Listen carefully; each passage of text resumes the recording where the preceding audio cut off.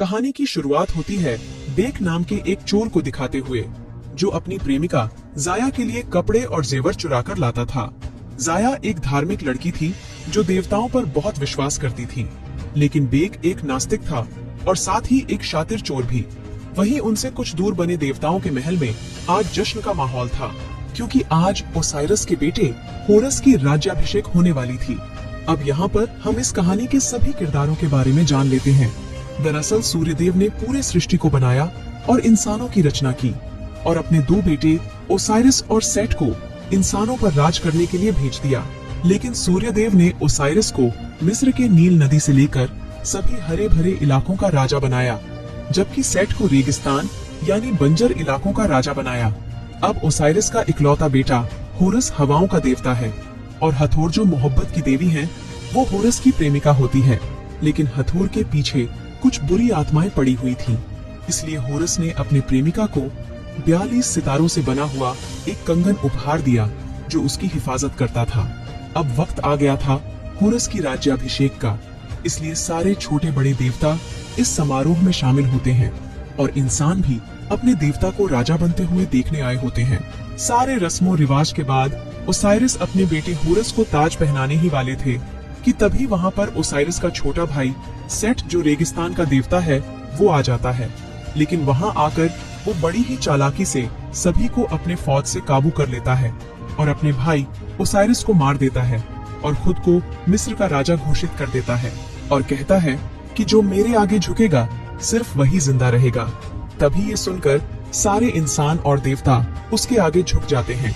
लेकिन होरस अपने बाप का बदला लेने के लिए सेट यानी अपने चाचा से भिड़ जाता है और लड़ते हुए ये दोनों अपने देविया रूप में आ जाते हैं। अब इनकी लड़ाई से वहाँ चारों तरफ तबाही मच जाती है और सारे इंसान जान बचाकर भागने लगते हैं। लेकिन इस लड़ाई में सेट होरस पर भारी पड़ता है और आखिरकार वो होरस को गिराकर उसकी दोनों आंखें निकाल लेता है और उसे जान से मारने ही वाला होता है। तभी हथौर के कहने पर उसे जिंदा छोड़ देता है। अब सेट के पावर में आते ही चारों तरफ हाहाकार मच गया है, क्योंकि वो इंसानों से सिर्फ गुलामी करवाता है और जो देवता बगावत करने की कोशिश करते हैं वो उसे मौत के घाट उतार देता है। और उसने पुनर्जन्म पर भी नए कानून बनाए कि अगर किसी इंसान के पास मरते वक्त काफी सारा सोना होगा तभी उसका पुनर्जन्म हो पाएगा। अब इन्हीं गुलामों में जाया भी उर्शु नाम के एक डिजाइनर की गुलाम थी। उर्शु सेट के लिए काम करता है और वो उसकी मीनारे, महल और बहुत सारी चीजें डिजाइन करता है। लेकिन बेक यहाँ भी जाया से मिलने आया करता था और ऐसे ही एक दिन जाया उससे कहती है कि तुम्हें हमारे असली देवता यानी होरस की मदद करनी होगी, क्योंकि एक होरस ही है जो हमें सेट के जुल्मों सितम से बचा सकता है। और उसे तिजोरी का एक नक्शा देती है और कहती है कि यहाँ पर होरस की आंखें रखी हैं और तुम्हें वो चुराकर होरस को देनी होंगी। लेकिन तिजोरी में बहुत से खतरे होंगे जिनसे तुम्हें बहुत बहादुरी से बचना होगा। इसके बाद अब किसी तरह बेक उस तिजोरी में पहुंच जाता है, लेकिन असली खतरा तो यहीं पर था, क्योंकि वहाँ पर उसे 3 पुलों को पार करना था और हर पुल में एक अलग जाल बिछा हुआ था। लेकिन बेक हर हाल में अपनी जान की बाजी लगाता हुआ तीनों पुल पार कर लेता है और होरस की एक आंख हासिल कर लेता है। लेकिन एक जगह पर वो हजारों बिच्छू के बीच में फंस जाता है। लेकिन तभी होरस की आंख से काफी तेज रोशनी निकलती है और उसकी जान बच जाती है। अब इसके बाद वो आंख लेकर जाया के पास पहुंचता है, लेकिन तब तक उनका पूरा प्लानिंग उर्शु समझ जाता है और वो उन्हें पकड़कर मौत की सजा सुना देता है। वो उन्हें पकड़कर ले ही जाते, तभी बेक होरस की वो आंख निकालता है और उसकी तेज रोशनी से उन सबको चकमा देकर वहाँ से निकल जाता है। लेकिन उर्शु के सिपाही दोनों का पीछा करने लगते हैं और तीर बरसाने लगते हैं। तभी उनका एक तीर जाया को लग जाती है और वो वहीं पर मर जाती है। अब बेक होरस के मकबरे में पहुंचता है और उसे उसकी आंख का एहसास कराता है, लेकिन वो होरस को उसके आंख देने पर एक शर्त रखता है। वो कहता है कि यदि तुम्हें आंख चाहिए तो तुम्हें जाया को वापस से जिंदा करना होगा। लेकिन होरस ये शर्त नहीं मानता और दोनों के बीच लड़ाई शुरू हो जाती है। लेकिन होरस मजबूर होकर आखिरकार उसका शर्त मान लेता है। उसके बाद वो जाया के शरीर को देखता है, लेकिन उसकी शरीर देखने के बाद वो कहता है कि अब मैं इसे नहीं बचा सकता, क्योंकि बहुत देर हो चुकी है और अगर इसे वापस जिंदा होना है तो इसे पुनर्जन्म ही लेना पड़ेगा। उसके बाद वो मौत के देवता को बुलाता है, जो जाया की आत्मा को लेकर उसके पुनर्जन्म की यात्रा पर चला जाता है। लेकिन जाया, जो कि एक गुलामी की हालत में मरी है, इसलिए उसका पुनर्जन्म बहुत मुश्किल है, क्योंकि उसके पास देने के लिए बहुत सारा सोना नहीं था। अब क्योंकि होरस जाया को नहीं बचा पाया, इसलिए बेक उसकी आंख नहीं देना चाहता। लेकिन होरस जबरदस्ती उससे अपनी आंख छीन लेता है, मगर वो ये देखकर गुस्सा हो जाता है कि बेक ने सिर्फ एक ही आंख लाया, इसलिए वो उसे मारने लगता है। लेकिन वो कहता है कि मैं जानता हूँ कि सेट को कैसे हराया जा सकता है। असल में उसकी शक्तियाँ जहाँ पर कैद है, मैं तुम्हें उस पिरामिड में ले जा सकता हूँ, क्योंकि मैंने उसका नक्शा देखा है। लेकिन बदले में तुम्हें जाया को वापस लाने का कोई रास्ता ढूंढना होगा। अब होरस उसे वादा करता है कि वो राजा बनने के बाद जाया को वापस जरूर ले आएगा। अब इसके बाद ये दोनों अपने सफर पर निकल जाते हैं। वहीं सेट को पता चल जाता है कि एक इंसान ने होरस की आंख चुरा ली है, इसलिए वो अपने सिपाहियों के साथ होरस के मकबरे ये पहुंच जाता है, जहां पर उसे जाया की शरीर मिलती है और वो ये देखकर सारा का सारा षड्यंत्र समझ जाता है। अब दूसरी तरफ होरस बेक को लेकर एक पहाड़ की चोटी पर पहुंचता है, जहां से सूर्यदेव तक पहुंचने का रास्ता बना होता है। लेकिन दोनों आंखों के बिना होरस अपना दिव्य रूप धारण नहीं कर सकता, इसलिए वो अपने दादा सूर्यदेव से शक्तियां मांगता है, जिसके बाद वो बेक को लेकर सूर्य की ओर उड़ान भरता है। अब वहां पहुंचने के बाद उसके दादा यानी सूर्यदेव अपनी कश्ती पर सवार होते हैं, जहां पर उन्हें हर रात अंधेरे के दानव कालसुरसा से लड़ना पड़ता था, जो कि दुनिया को खाने के लिए हर रात आता था। अब होरस अपने दादा को सब कुछ बताता है कि वो कितनी मुसीबत में है, लेकिन सूर्यदेव कहते हैं कि मैं इन सब में समय नहीं दे सकता, क्योंकि मुझे पूरे ब्रह्मांड को लेकर बहुत सारे काम होते हैं। इसके बाद वो सूर्यदेव से वो जादुई पानी मांगता है, जिससे उस पिरामिड की आग बुझाया जा सकता है और सेट की शक्तियां कम की जा सकती हैं। अब सूर्यदेव भी इसकी इजाजत दे देते हैं। इसके बाद वो जादुई पानी लेकर दोनों वापस धरती पर लौट आते हैं। लेकिन धरती पर आते ही होरस के देवता वाला रूप खत्म हो जाता है, क्योंकि होरस तभी अपने देवता वाले रूप में आ सकता है जब उसकी दोनों आंखें हों। अभी वो लोग जंगल में ही होते हैं कि तभी उन पर सेट के सिपाही हमला कर देते हैं। अब होरस और उन लोगों के बीच बहुत लड़ाई होती है, लेकिन आखिर में सेट के एक सिपाही होरस को पहाड़ी से नीचे गिरा देता है। ये देखकर बेक भी उसके साथ कूद जाता है, लेकिन गहराई में जाने से पहले ही होरस अपना वो हथियार खोल देता है जो उसके पास था, और वो दोनों बच जाते हैं। इसके बाद अब होरस कहता है कि सेट अब हमें मारने के लिए अपने सबसे ज्यादा खतरनाक लोगों को भेजेगा। अब यहाँ सेट हथौर यानी होरस की प्रेमिका के पास जाता है उससे कुछ मांगने। जैसे हम जानते हैं कि होरस और हथौर एक दूसरे को बहुत पसंद करते थे, और हथौर मोहब्बत की देवी होने के साथ साथ काफी सारे शक्तियों की मालिक भी थी। अब सेट हथौर से कहता है कि तुम मुझे मरे हुए लोगों की दुनिया में लेकर जाओगे, क्योंकि मैं उस दुनिया पर भी राज करना चाहता हूँ। लेकिन इस बात के लिए हथौर साफ साफ मना कर देती है। दरअसल हथौर को भी ये बात पता चल चुकी थी कि होरस को उसकी आंख मिल गई है। तभी सेट हथौर को मारने के लिए आगे बढ़ता है, लेकिन उससे पहले हथौर अपने हाथ से जादुई कंगन निकाल देती है, और जब वो ऐसा करती है तो वो थोड़ी देर के लिए मरे हुए लोगों की दुनिया में चली जाती है। लेकिन बहुत जल्द वो वापस से उस कंगन को पहन लेती है, जिससे वो मरे हुए लोगों की दुनिया के बजाय कहीं दूर एक रेगिस्तान में जा गिरती है। अब वहीं हम देखते हैं कि होरस और बेक एक काफी पुराने मंदिर पर हैं, लेकिन तभी वहाँ पर सेट की भेजी गई दोनों खतरनाक औरतें बड़े बड़े सांप लेकर वहाँ पर आती है, जिन सांपों के मुंह से आग निकल रही होती है, और ये सांप होरस और बेक पर हमला कर देते हैं। लेकिन ये दोनों उनसे बचते हुए छिप रहे थे। पर तभी वहाँ पर मोहब्बत की देवी हथौरा जाती है, जो अपने पावर का इस्तेमाल करके उन सांपों जैसे मॉन्स्टर्स को खत्म कर देती है। इसके बाद ये लोग वहाँ पर जाते हैं जहाँ पर होरस की दूसरी आंख है, और वो जगह है एक पिरामिड। अब बेक कहता है कि मैं इस जगह के बारे में जानता हूँ और मैं इसके अंदर जा सकता हूँ, पर हथौर कहती है कि अंदर जाना इतना भी आसान नहीं है, क्योंकि जब तुम अंदर जाओगे तो वहाँ पर तुम्हारे सामने एक बहुत बड़ा रेतीला दानव आएगा, जो तुमसे एक पहेली पूछेगा, और अगर तुमने उस पहेली का सही जवाब नहीं दिया तो वो दानव तुम्हें मार डालेगा। ये बात सुनकर होरस अब निर्णय लेता है कि वो गॉड ऑफ इंटेलिजेंस यानी ज्ञान के देवता के पास जाएंगे, क्योंकि उसके पास सबसे ज्यादा अक्ल है और वो सबसे ज्यादा समझदार है।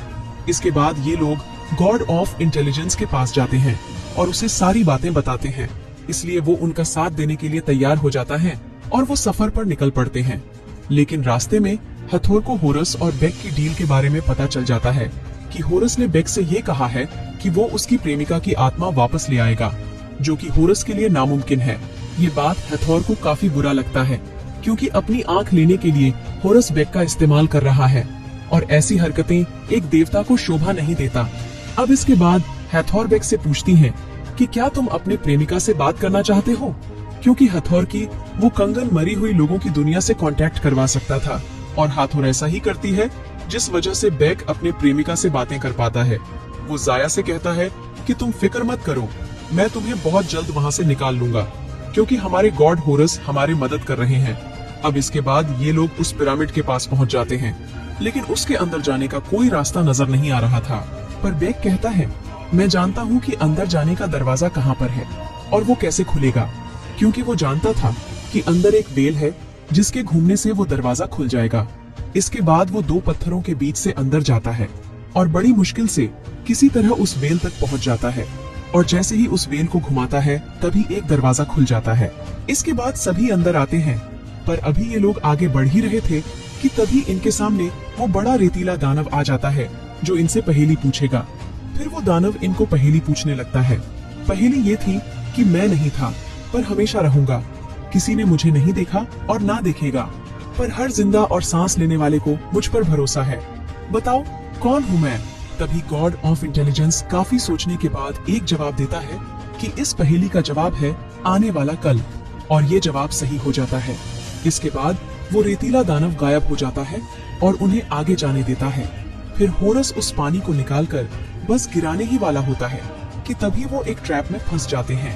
इसके बाद वहाँ पर सेट आता है और यहाँ पर हम ये जान पाते हैं कि ये सब कुछ सेट का ही षड्यंत्र था। अब सेट यहाँ आते ही गॉड ऑफ इंटेलिजेंस का दिमाग निकाल लेता है और कहता है कि बहुत शुक्रिया, मुझे इसकी बहुत जरूरत थी। फिर यहाँ पर मौका देखते ही जल्दी से बेक उस जादुई पानी को उठाकर आग में डालने वाला ही होता है। तभी सेट बेक को एक नेकलेस दिखाता है और कहता है, क्या ये नेकलेस तुम्हारी प्रेमिका जाया की तो नहीं है? ये कहकर वो उसे भड़काने की कोशिश करता है और कहता है कि होरस ने तुम्हारा इस्तेमाल किया है, क्योंकि मरे हुए लोगों को कोई भी जिंदा नहीं कर सकता, और अगर ये पानी तुमने आग में फेंक दिया तो मैं तुम्हारी प्रेमिका के शरीर को खत्म कर दूंगा। अब बेक अपनी प्रेमिका की खातिर रुक जाता है और वो जादुई पानी सेट को दे देता है। इसके बाद सेट उस पिरामिड से निकल जाता है और तभी पिरामिड गिरने लगता है, लेकिन होरस किसी तरह खुद को और बाकी सबको बचाने में कामयाब हो जाता है। इसके बाद हम देखते हैं कि सेट गॉड ऑफ इंटेलिजेंस का दिमाग अपने दिमाग में फिट करवा लेता है और बहुत ज्यादा पावरफुल हो जाता है। इसके बाद सेट अपने पिता यानी सूरज के देवता के पास जाता है, और ये यहाँ पर भी एक गलत इरादे से आया है, क्योंकि वो अपने पिता का वो शाही हथियार लेना चाहता था जिससे वो सबसे ताकतवर हो जाएगा। इसलिए वो अपने पिता पर हमला कर देता है और उनका वो हथियार छीन लेता है। अब होगा ये कि अंधेरी दुनिया का शैतान अब हमेशा के लिए कंट्रोल से बाहर हो जाएगा और दुनिया को तबाह कर देगा।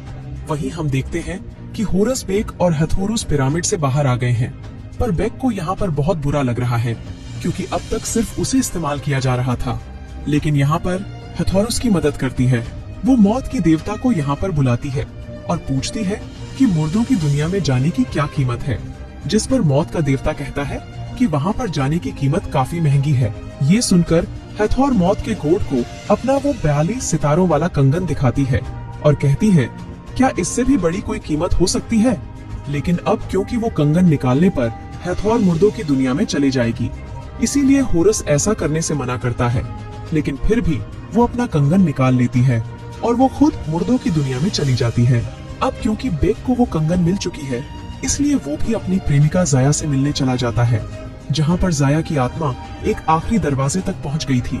और यहाँ पर उसके लिए एक काफी बड़ा इम्तिहान था कि अगर वो बहुत ज्यादा सोना देगी तभी वो दुनिया में वापस जा पाएगी। लेकिन तभी यहाँ पर बेक वो जादुई कंगन लेकर आ जाता है। लेकिन वहीं हम देखते हैं कि अंधेरी दुनिया का शैतान दुनिया पर हमला करने के लिए यहाँ पर आ गया है, क्योंकि उसे रोकने वाले सूर्य देव अब नहीं है। तभी मौत का देवता बेक को कहता है कि जल्दी वापस होरस के पास जाओ, क्योंकि वो ही है जो इस अंधेरी दुनिया के शैतान को रोक सकता है। मैं इसे ज्यादा देर तक काबू नहीं कर पाऊंगा। तभी बेक इस दुनिया में वापस आ जाता है और होरस को सारी बातें बताता है। लेकिन वहीं सेट के पास उसके पिता के शाही हथियार होने के बावजूद भी वो उस शैतान को इस दुनिया में आने देता है। लेकिन वहाँ पर होरस आकर सेट को रोकने की कोशिश करता है, पर उन दोनों के बीच एक बहुत बड़ी लड़ाई शुरू हो जाती है। लेकिन इस लड़ाई में भी सेट होरस पर भारी पड़ रहा था, क्योंकि होरस अपने देवता वाले रूप में नहीं था। फिर भी वो सेट से टक्कर का मुकाबला कर रहा था। अब आखिरकार एक समय ऐसा आता है कि सेट होरस को मारने ही वाला होता है कि तभी वहाँ पर बेक आ जाता है और होरस की मदद करता है। लेकिन अब सेट होरस को छोड़कर बेक से भिड़ जाता है। लेकिन अब इस लड़ाई में बेक सेट से होरस की वो दूसरी आंख छीन लेता है और उस आंख को होरस की तरफ फेंक देता है। लेकिन यहाँ पर होरस निर्णय लेता है कि वो बेक को ही बचाएगा, इसलिए वो बेक को नीचे गिरने से पहले पकड़ लेता है और दोनों ऊपर लटक जाते हैं। लेकिन तभी सेट उस शाही हथियार से वहाँ पर वार कर देता है, जिससे वहाँ से आग निकलने लगती है। इसलिए होरस वहाँ से अपना हाथ छोड़ देता है और दोनों नीचे गिरने लगते हैं। लेकिन नीचे गिरते समय अचानक होरस का रूप बदल जाता है, यानी वो अपने देवता वाले रूप में आ जाता है, जबकि उसके पास उसकी आंख भी नहीं थी। तभी यहाँ पर उसे ये पता चलता है कि उसकी सारी शक्तियाँ सिर्फ उसके आंखों में नहीं, बल्कि इस बात में थी कि वो खुदगर्जी छोड़कर एक अच्छा देवता बने और किसी की मदद करे। और अब एक बार फिर से होरस और सेट के बीच एक घमासान लड़ाई शुरू होती है, जिसमें दोनों के बीच काफी लड़ाई होने के बाद आखिरकार सेट की हार हो जाती है। और एक समय ऐसा आता है जब होरस सेट को मारने वाला होता है। तभी सेट उसे कहता है कि मुझे एक मौका फिर से दे दो और मुझे जिंदा छोड़ दो, क्योंकि मैंने भी तो तुम्हें जिंदा छोड़ दिया था। पर होरस कहता है कि मैं तुम्हारी तरह बेवकूफ नहीं हूँ, जो गलती तुमने की है मैं वो कभी नहीं करूँगा। ये कहकर होरस सेट को जान से मार देता है। अब वहीं पर अंधेरी दुनिया का शैतान उस जादुई पानी की तरफ बढ़ रहा था। तभी होरस अपने दादा यानी सूरज के देवता के पास जाता है और उन्हें उनका हथियार लौटा देता है, जिसका इस्तेमाल करके सूर्यदेव उस अंधेरी दुनिया के शैतान को वापस उसकी दुनिया में भेज देते हैं।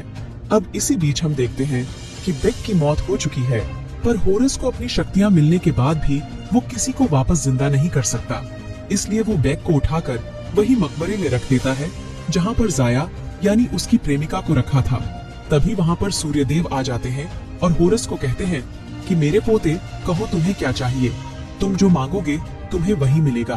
पर होरस कहता है कि मुझे कुछ नहीं चाहिए सिवाय उसके जो मैं दे नहीं सकता। इसके बाद सूर्यदेव बेक और जाया को वापस जिंदा कर देते हैं। अब इसके बाद हम देखते हैं कि होरस अब पूरे मिस्र का सबसे अच्छा राजा और एक शक्तिशाली देवता बन गया है और यहाँ पर एक नया कानून बनाता है कि आज से मरने के बाद पुनर्जन्म हासिल किया जाएगा, दौलत से नहीं बल्कि अच्छे कर्मों से, दया और दरिया दिल्ली से। इस दुनिया की जिंदगी में हम क्या करते हैं, कैसे करते हैं, सिर्फ इसकी अहमियत रहेगी, ना ही बहुत सारे सोने चांदी और धन दौलत की। और इसके बाद अब होरस मरे हुए दुनिया के लोगों में जाता है, जहां से वो अपनी प्रेमिका हाथौर को वापस लाएगा, जिसने अपनी ही जान का त्याग देकर जाया की जिंदगी बचाई थी। और अब मिस्र के हालात बहुत ही खूबसूरत और शांति हो गई है।